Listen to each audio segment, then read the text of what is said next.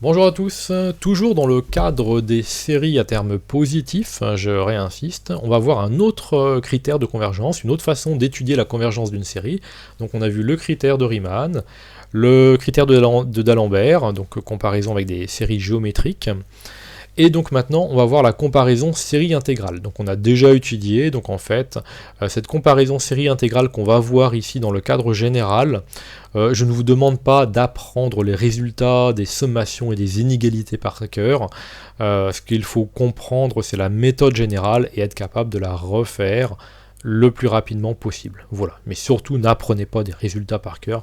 C'est complètement idiot, ça sert à rien.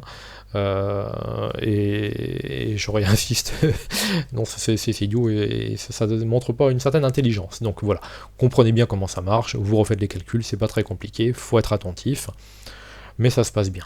Donc l'idée, c'est qu'on a une fonction f qui est positive, puisqu'on est sur une série à terme positif, parce qu'on va sommer sigma des f de k. Donc on va sommer pour une fonction positive, donc les f de k. Et donc cette fonction positive, puisque pour une série, pour qu'elle soit convergente, le minimum c'est que le terme général tende vers 0, c'est pas suffisant, hein, mais c'est nécessaire, donc on va demander à ce que la fonction soit décroissante, et même qu'elle tende vers 0 hein, pour converger, donc on va demander à avoir une fonction continue, pour pouvoir intégrer, positive et décroissante. Bon, ça va être le cadre général ici. Donc une fonction f continue, positive, décroissante, on va regarder sigma des f de k pour k plus grand qu'un certain p, parce que peut-être que la fonction n'est pas positive autour de 0, voilà, sur un certain intervalle, ou en tout cas pour k assez grand, à partir d'un certain rang, la fonction est continue, positive, décroissante. Et donc on va s'intéresser à la somme partielle Sn, donc sigma de k égale p à n df de k. Et donc la comparaison série intégrale, eh bien c'est sur chaque intervalle, donc intervalle de longueur 1 de la forme p plus 1, eh bien on va regarder la valeur de la fonction p plus 1, la valeur de la fonction en p, et donc la valeur de l'intégrale entre p et p plus 1, l'idée c'est que l'intégrale de la fonction entre p et p plus 1 est minorée par la valeur de la fonction en p plus 1 et majorée par la valeur de la fonction en p. Attention, je ne me suis pas trompé, hein, c'est parce que la fonction est décroissante. Voilà. Et puis après, ça nous donne un encadrement sur p plus 1, et on va sommer ces encadrements suivant les cas entre p et n, ou entre p et n plus 1, ou p plus 1 et n. C'est à vous, là, de faire attention où est-ce que c'est pratique. Si vous rendez compte que vous vous êtes trompé, c'est pas grave, vous décalez d'un indice, et ça se passe très bien, ce genre de choses. Donc, l'aire de la surface en bleu est supérieure ou égale à l'intégrale de la fonction entre p et n plus 1, et l'aire de la surface en noir qui est en dessous, donc attention, ça s'arrête ici à n, donc est majoré, j'ai peut-être dit majoré ici, c'est minoré, hein. Donc l'aire de la surface en noir donc est minoré ici par S de n moins F de P. Vous allez voir pourquoi le F de P, il faut faire attention.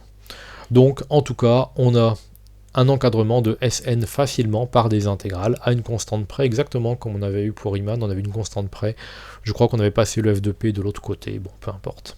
Donc à chaque fois, il y aura une histoire de deux constantes qui va traîner, il faudra se méfier un petit peu techniquement des choses, mais c'est pas très difficile. Voilà. Donc, on a une fonction f qui est continue, donc grand F une primitive, et bien à partir de là, ce qui se passe, c'est que l'intégrale entre p et n plus 1 de petit f, eh bien on peut l'écrire, donc f de grand N moins f de p.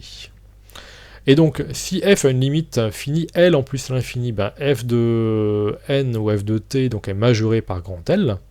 Et dans ces cas-là, on a un majorant de Sn, à nouveau, qui ne dépend pas de n, qui est donc f de p moins grand f de p, bon ça c'est des constantes, plus grand L. Donc ce qui est important, c'est à nouveau, on se dit, on étudie la somme partielle, on la majore par quelque chose qui dépend de n, cette chose qui dépend de n, on la majore par quelque chose qui ne dépend plus de n, donc on a été capable de majorer le Sn. Dans le cas de la divergence d'une primitive grand F de petit f, et bien dans ces cas-là, ici on va avoir du grand F de n plus 1 qui va apparaître, plus ou moins une constante, donc on minore Sn par quelque chose qui va diverger vers plus infini, donc la série va diverger. Voilà, donc l'encadrement qui est ici, c'est un encadrement à titre d'exemple, j'aurais très bien pu sommer entre P et N à gauche, changer un petit peu.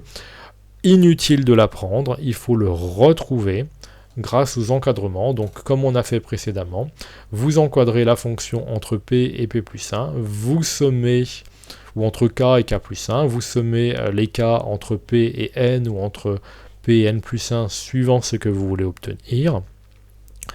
Vous allez comme ça avoir une majoration, une minoration et donc un encadrement de la série. Finalement, la série sigma des f de n converge si et seulement si une primitive, n'importe laquelle, grand F de la fonction petit f, admet une limite finie en plus l'infini. Et donc ce résultat-là, par contre, vous pouvez le donner comme ça, mais en pratique, il faudra quand même refaire les calculs la plupart du temps dans les exercices. Voilà. Mais à la rigueur, vous pouvez dire, on fait une comparaison série intégrale, la fonction en question est la fonction petit f, j'en ai une primitive, alors là, retournez voir comment calculer des primitives, et donc si la primitive grand F admet une limite finie en plus l'infini, donc une limite finie, c'est vraiment le critère pour la primitive qu'on a choisie, et bien si la primitive donc admet une limite en plus infini, dans ces cas-là, la série converge. Et donc c'est une condition suffisante et aussi nécessaire, voilà, donc on peut aussi conclure que si grand F admet non pas une limite finie mais une limite infinie, la série diverge. Voilà pour la comparaison. Série intégrale, et on va parler dans le grand 3 de séries absolument convergentes, donc on va quitter le monde des séries à terme positif.